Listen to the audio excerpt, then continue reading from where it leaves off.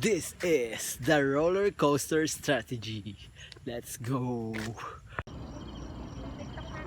Oh, it's time. Start. Yes. Hello. Say hi to the vlog. Kasama ko ngayon ang Team de Guzman. Dito na, baby. Tara, tatakbo na si Mami. Tsaka daddy. Ala, ayaw. Sila muna ang tatakbo. Ako'y mamaya dun. Pamamala. Hello! Ako po ay si Biancello. Football player yan. Oh, naka-football player yan. Papa? Ha? Ang pogi naman ng baby ko. Why, tinanggal na ang kanyang sombrero. Ayan si Mami at Daddy. Ayan si Mami at Daddy. Oh, ayan si Mami at Daddy. Ari, pabalik na. Daddy, sila muna ang nag-run. After ay si Tito Yo. Ay, Mami. Say ay si Mami at Daddy. Mami at Daddy. Ayan, tama to. Habol, habol. Habol! Yan! Ay mo. Tawag. Mo. No! Makagaling. Favorite mo ngayon ikaw? Mo. Mo. Habol kay Mami Daddy. Tayo habol. Let's go. Si Mami Daddy. Mami Daddy. Let's go. Kaya nyo yan. Dali, cheer up. Yun, so ako naman ngayon ang magja-jogging papuntang Mamala. Sila ay nagbabadminton na, pauwi na sila mamaya. Yun, stretching lang ako, taas yun, going Mamala na ako. Hi, good morning guys. So, dito pa rin tayo sa road to Mamala.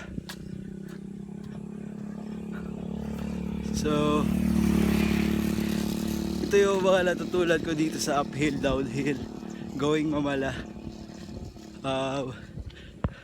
It's naisip ko lang siya na strategy habang tumatakbo ako. Pero ito na yung mga tinuturo din ng mga ibang magagaling na runner tsaka professional runner. May konti lang ako idea kasi na experience ko. Saglit. So, I experience yung uphill, downhill. So, grabe talaga dito ang uphill. So, going to Mamala. So, tinawag ko siya na roller coaster strategy. It's a proper position of body. Paglarad ka la uphill at downhill. It's like a roller coaster. Halimbawa, downhill. Pag downhill, basta katingala yung konti yung buka. Then yung upper body mo is talaga nakahiyad or nakataas. So yung butt mo or yung yung lower part sa sa hita at saka sa puwet, kailangan medyo nakaupo siya. So pag yun pa uphill ka, yun, kita yung pagsakay kayo ng roller coaster, nakaganon. So lahat ng body mo is nakatingala. Pag downhill, so pag downhill, kita nyo pag nakatungo na. So, hindi mo na kailangan lang speed or minsan kasi yung mga professional na runner, more kailangan pa nila, nagdadagdag pa sila ng speed. Pero sa akin, experience ko, mas salida lang parang pag nagbabike. Like, asusdal mo lang yung kung paano ang ng karsada, palusong. So yun na lang. So para yung tuhod mo is relax at saka hindi ka babalian. Kasi pag nagdagdag ka pa ng speed sa downhill, sa pababa, palusong, baka babalian ka, magsuwasob, badapa. So kailangan lang, maintain mo yung speed. Mas alalay lang. Tapos yun ya. So paano pagpantayan na or patag? Diyan lang kayo bibilis. Diyan na dapat tayo mag-run lang mabilis. Pero yung proper position, the body, is medyo lakas slant. Like, yung upper body mo kailangan bibigyan mo ng konting bigat. Like, kung sa luso, mas diagonal ang portion ng katawan mo. Ano lang, mga middle, naka-slant lang siya na konti.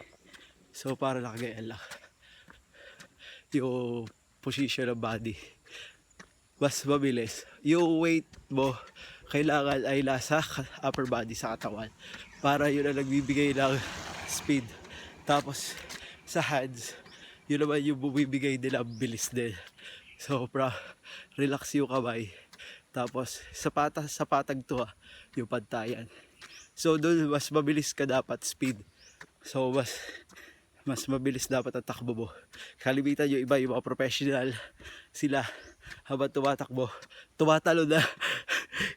Nagawa ko yun.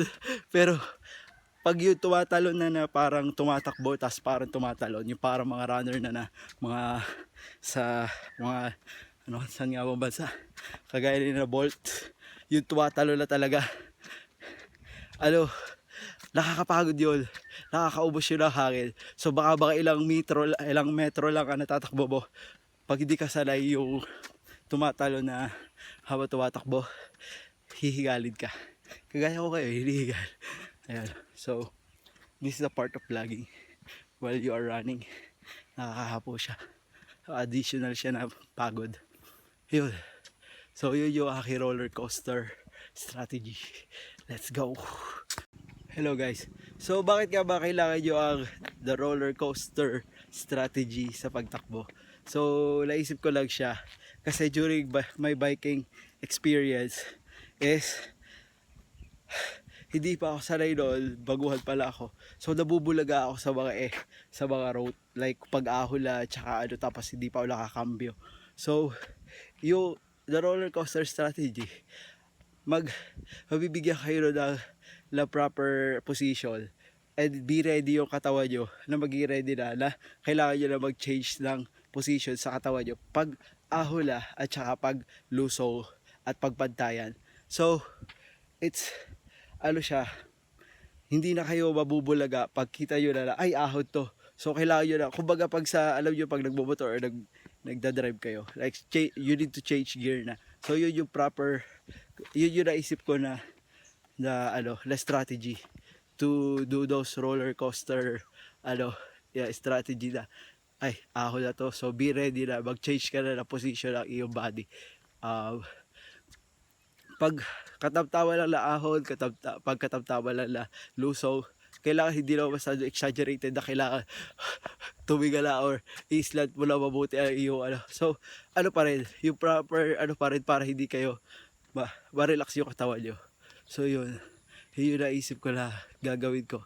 Kasi hindi pa rin sila nagpa-flash ng route kung route namin sa Wailor Marathon or Fun Run. So it's difficult for me to, kasi kailangan dumayo pa ba ng Lucena para dry run mo yung lugar. So wala pa sila ganun. So yun na lang ang naisip ko is to maintain yung proper portion ng aking katawan pag kita ko na ahon, luso, patag. So yun, maganda siya.